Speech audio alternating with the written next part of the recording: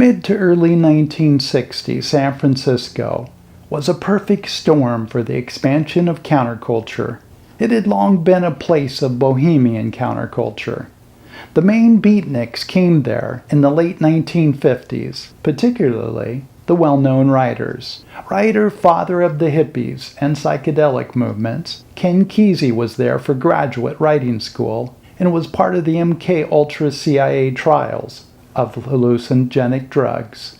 Most of these drugs were legal at the time, and Kesey thought the CIA was keeping the magical potential of these secret from the public. He quickly drew in a core group of highly creative people, later named the Merry Pranksters. They would throw parties, attended by the biggest names in film, music, writing, and art. This would be taken public through events that would legally distribute these drugs. At the same time, student demonstrations were going on at UC Berkeley and San Francisco State, both close by. The Black Panthers were formed in 1966 by a student at San Francisco State. This was an extreme African-American organization protesting against the American government for the oppression and police brutality they had towards African Americans. Then in 1966, a highly creative group of people living in the Haight-Ashbury district of San Francisco, or the Haight, created the base for what became the hippie movement. They had an ideology that they wished to spread.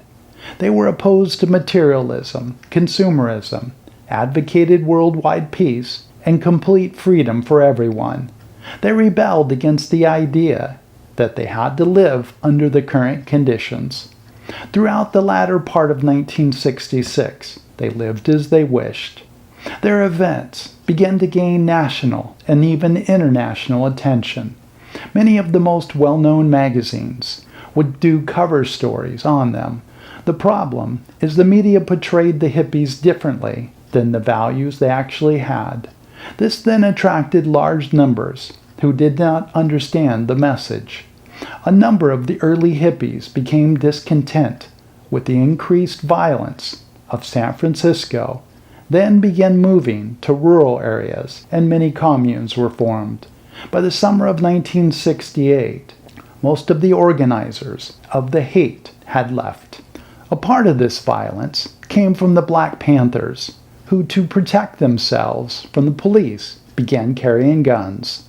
Also, the mayor of San Francisco, Joseph Aliotta, was very bitter towards and strongly disliked the hippies. His interest was to rise in the Democratic Party, and this was denied because of his inability to control his city against counterculture. He then increased his police force and security to harass the hippies. I also believe the original hippies were about being more controlled in their lives than what came later. They supported one another in that if they did do psychedelic drugs, they were there for one another to ensure that they didn't have a bad trip or experience.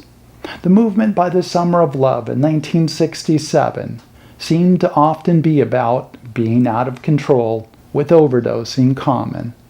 The hippie music, which was being performed for free in the Haight before the Summer of Love, developed into a massive commercial scale. It then became like any other business. This is what the early hippie movement had been against. Janis Joplin, Jimi Hendrix, and Jim Morrison were all international sensations of the hippie movement and music. Each of them died in less than a 10-month period of time over 1970 and 71 from overdosing on drugs. Some other big bands would have members die of overdoses as well.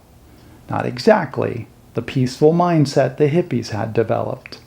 The hippie movement would lose a great deal of momentum as American citizens as a whole became increasingly opposed to the Vietnam War, and because of lack of support, the U.S. withdrew from Vietnam. A few things contributed to this. One was the reports that the U.S. was dropping millions of tons of bombs on the countries of Laos and Cambodia, who were not enemies of the U.S. This was to deter the Ho Chi Minh Trail from being used, which was the quickest way for Vietnamese to send soldiers overland from the north of Vietnam to the south. Estimates show there's still to be 80 million unexploded bombs in Laos alone. Since the end of the Vietnam War, more than 20,000 Laotians have been killed or maimed by these bombs, particularly children. Only about 1% of these bombs have currently been taken out. In my travels through Laos and Cambodia, I've seen a number of children and adults who were missing limbs because of these bombs exploding decades after they had been dropped. Other events that turned the public against the war included law enforcement's action against peaceful protesters at American universities. On May 4, 1970, protesters at Kent State University were being fired upon by the National Guard, with 4 shot dead and 9 injured. On May 14, 1970, at Jackson State University, National Guardsmen shot and killed 2 students and injured 12. Students at hundreds of colleges and universities protested against this. Another contribution to the lack of support came from photos of the war, particularly photos of the horrors little Vietnamese children, even in Allied villages, were put through from the U.S. participation there. None more famous or damaging to the American campaign than the absolutely horrific Associated Press photo of 9-year-old Phan Thi Kim Phuc. On June 8, 1972, the photo would appear in papers around the world. The photo was of Kim, her brother and cousins, running down a road after Americans had mistakenly bombed their village with napalm.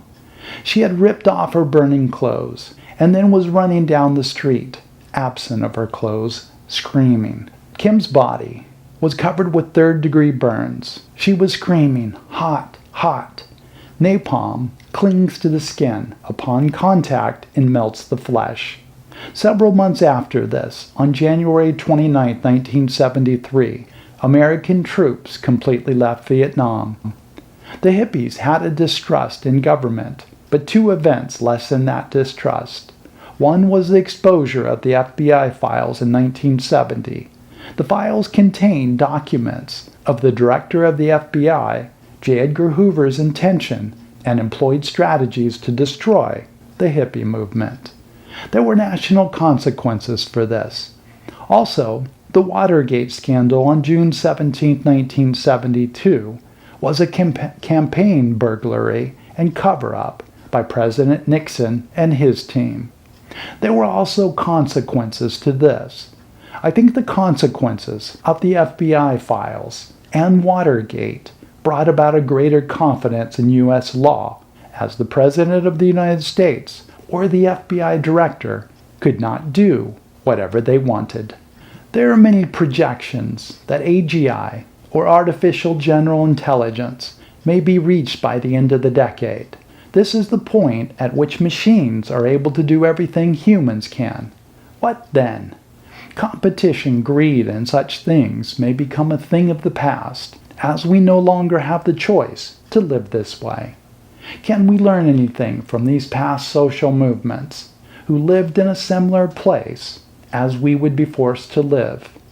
Should this happen, I do not see an alternative other than the government stepping in and supporting the people. However, government support has not gone well, in that most people on subsistence then become vegetables in a sense. It is common for them to mentally die off and exist only really in the body. I think it should serve as a warning that we are very vulnerable to escaping from life when we are free. Addictive habits become more common as we are free, which is what happened with the hippies and other counterculture movements. I believe we have to train ourselves to be free, as it is not easy. When lockdown from COVID hit, many of my friends were going crazy. Their words, not mine, in that they didn't know what to do with their time. For me, I cherished that time. I would wake up every morning at 5 a.m. I would study, research, learn, hike, work out, meditate, and completely fill my days. One of the things I worked on was learning Chinese. I enjoyed all of this immensely. I also do the same thing when I am between projects or jobs. When people retire, many do not live very long because they cannot live a free life. It is as if their brain has given up. The idea of retirement seems nice, but the reality is they don't know how to have such freedom. What will happen if we no longer live in materialism or greed for money? How will we adapt? Materialism and greed served as a nice distraction. What will happen if most of our jobs are gone, as every technology expert warns could happen? Continue to join me in the next Counterculture episodes.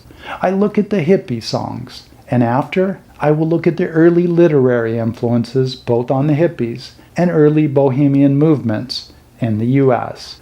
Thank you so much for watching. Please like and subscribe. Have a great day, and I'll see you in the next episode.